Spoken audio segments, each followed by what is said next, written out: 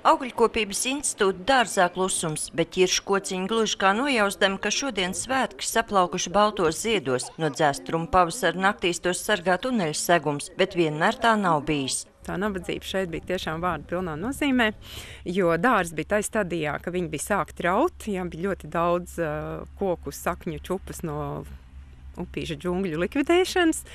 Siltumnīca bija praktiski sabrukuši, jo visi stikli bija iegāzušies, jo viņas bija nekurinātas un ar sniegu, protams, sabrukušas. Ēkās savukārt bija plīsuši ūdensvadi, apkuras nebija. Vārdsakot, viss iespējamais komplekts. Savu neatkarību dārzkopības selekcijas un izmēģinājumu stacija ieguva 1995. gadā, bet institūta vārdu 2006.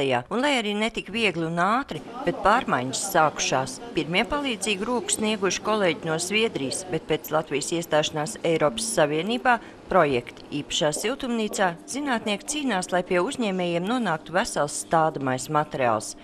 2006. gada vasarā šeit tika iestādīti pirmie augi un sākām pavairot. Kā jūs līdz tam tikāt galā ar vīrusiem?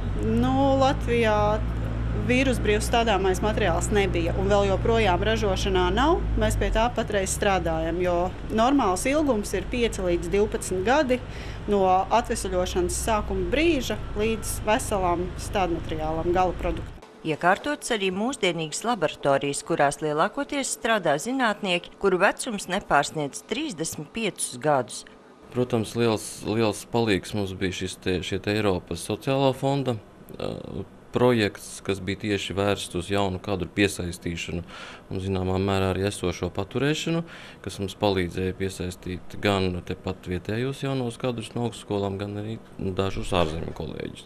Darba zinātniekiem vienmēr pietiks, un lielākais prieks, ka pēdējā laikā dzirdīgāk kļuvusi arī pašmāju ministrija. Man tas piemērs bija šis Zviedrijas dārzkopības institūts. Tad šobrīd es tiešām varu likt roku uz sirds un teikt, jā, mums tas viss ir, atliek tikai strādāt.